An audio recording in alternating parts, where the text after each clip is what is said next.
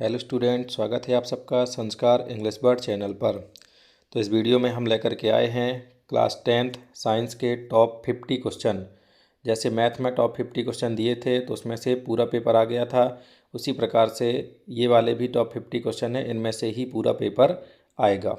Clear? चलिए, तो पहला क्वेश्चन है एक्वारेजिया क्या है। दूसरा, अपर रूप किसे कहते हैं। तीसरा, वाशिंग सोडा एवं बेकिंग सोडा के दो दो उपयोग लिखिए। चौथा, मैथेन की इलेक्ट्रॉन बिंदु संरचना बनाइए। पाँचवा, मनुष्य के पाचन में लार की क्या भूमिका होती है। छठवां, माइटोकॉन्ड्रिया को कोशिका का बिजली घर क्यों कहते हैं। सातवां, पुष्प की अनुदैर्ध्य काट का नामांकित चित्र बनाइए। आठवां, स्वच्छ आकाश का रंग नीला क्यों होता है। नौवां, अंतरिक्ष यात्री को आकाश नीले की जगह काला क्यों दिखाई देता है। तो इस स्लाइड में 9 क्वेश्चन आपके सामने ये हैं। इन सभी क्वेश्चनों को लिख लीजिए और कल आपका जो परसों आपका जो एग्ज़ाम है उसको आज ही आप क्या कर लें, याद कर लें। 100% आपके इन्हीं में से पेपर में क्वेश्चन आएंगे।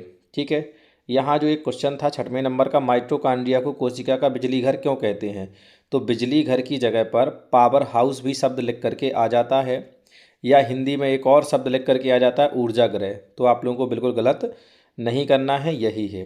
क्लियर हो गया? चलिए, अब आ जाते हैं क्वेश्चन नंबर 10वां। तो 10वें क्वेश्चन में है ग्रीन हाउस प्रभाव को समझाना है। 11वां, खाद्य श्रृंखला और खाद्य जाल में अंतर बताना है। खाद्य श्रृंखला और खाद्य जाल की जगह पे आहार श्रृंखला और आहार जाल भी आ सकता है, तो परेशान नहीं होना, यही आंसर लिखना।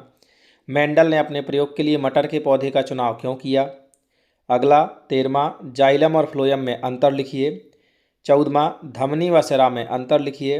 15वां, धातु एवं अधातु में अंतर लिखिए।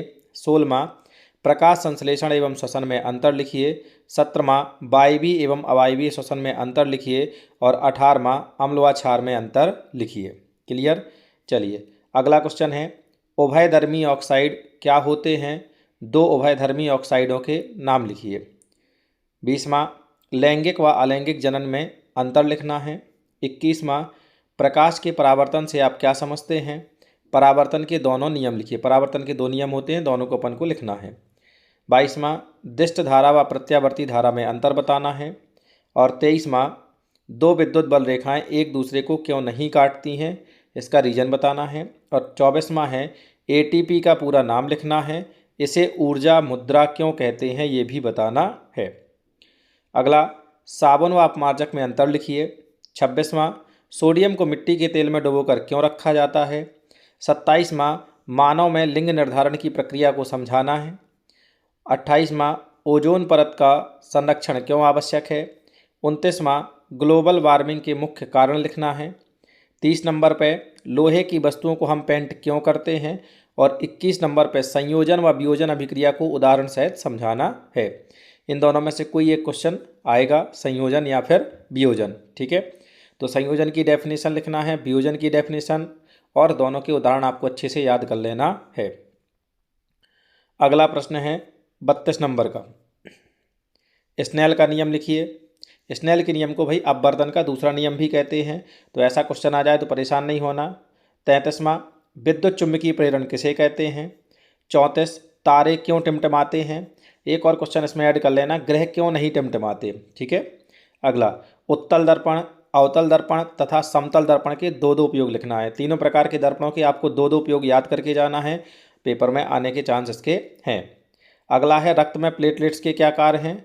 और 37 नंबर पर है श्वसन को ऊष्माक्षेपी अभिक्रिया क्यों कहते हैं। 37 क्वेश्चन कंप्लीट।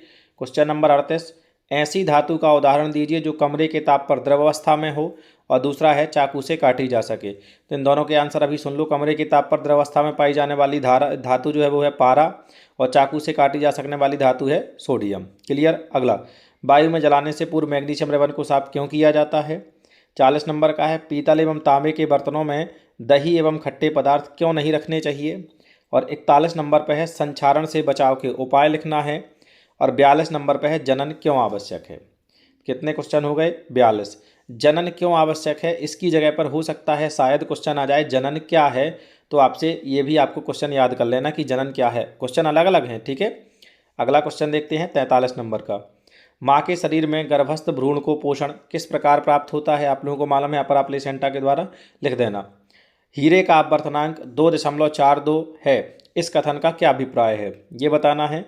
45 नंबर पे भर्जन व निस्तापन को परिभाषित करना है। 46 नंबर पे तंत्रिका तंत्र का नामांकित चित्र बनाना, मादा जनन तंत्र का नामांकित चित्र बनाना। चित्र अच्छे से आराम से सीख लेना।